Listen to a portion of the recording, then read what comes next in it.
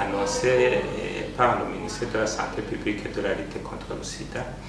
Ce lundi 6 juillet 2020, une campagne de dépistage de masse de la population a commencé ici à mairie de Bujumbura, dans les 3 sites qui ont été désignés conformément aux 3 communes de la mairie, dans le but d'approcher de ce service la population. Donc pour la commune Nahangwa, c'est le site d'Iterre de l'ETS Kamenge. Pour la commune Mukaza, c'est dans les enceintes de l'hôtel Sourcedini. Et pour la commune Moha, c'est au terrain de football de la paroisse catholique de Kanyosha.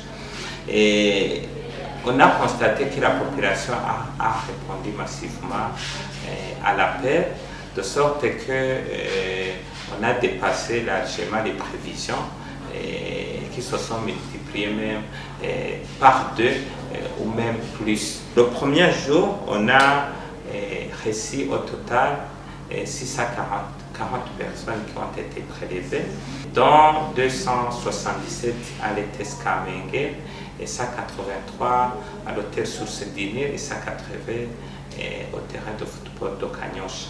Et le deuxième jour, c'est la même chose. On a reçu au total 593 personnes qui ont été élevées au niveau des 3 sites, et dont 251 au terrain de l'ETS Kamenge et 181 à l'hôtel Sourcedini et 161 au terrain de football de Kanyosha. Et comme c'est prévu pour cette campagne, s'il y a prélèvement, les résultats donc, sont disponibles le jour suivant.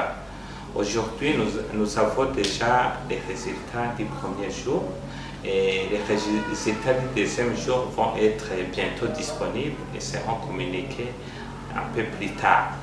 Et nous pouvons donc vous donner les résultats du premier jour.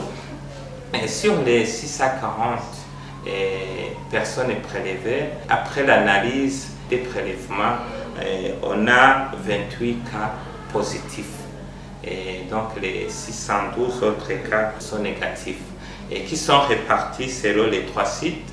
Donc 15 parmi les 277 de l'ETS et Kamenge, 2 parmi les 183 prélevés dans les enceintes de l'hôtel Sourcedini et 11 parmi les 180 prélevés au terrain de football de Kanyosha.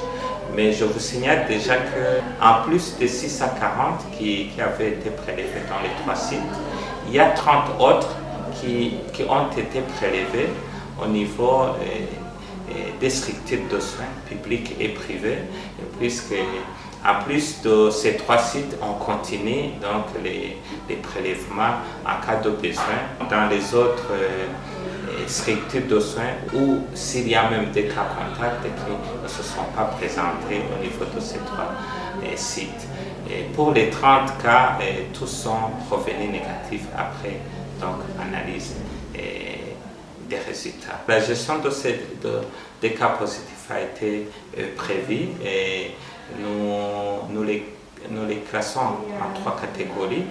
Il y a d'abord ceux qui sont asymptomatiques et ils sont aussi en 2 catégories. Ceux qui vivent dans des quartiers qui ne sont pas décents et donc qui cohabitent avec d'autres personnes qui vivent ensemble avec beaucoup de gens. Pour ces derniers, c'est difficile de les laisser à leur domicile puisqu'ils peuvent contaminer les autres très facilement. Donc on ne peut pas les isoler à la maison. Donc on les isole dans un endroit prévu qui est l'hôtel Sourcedini et on les donne des médicaments. Ils sont suivis gratuitement et tout est pris en charge par le gouvernement. La deuxième catégorie, c'est ceux qui sont asymptomatiques, qui habitent dans un environnement décent et on les donne les traitements. Ils sont confinés chez eux et on les donne des conseils et des masques pour ne pas contaminer les autres et on fait le suivi.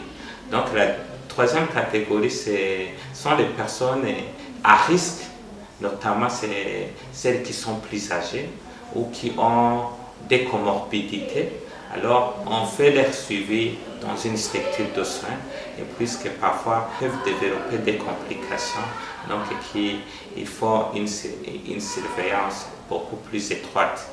Et en plus donc de la prise en charge, il y a aussi le tracing et le suivi des cas, donc des cas contacts, c'est-à-dire que faire le prélèvement de toutes les personnes de leur entourage ou qui habitent ensemble, même dans leur lieu de service, puisque l'objectif c'est de pouvoir isoler toutes les personnes qui présentent le virus pour qu'ils ne puissent pas continuer à contaminer les autres.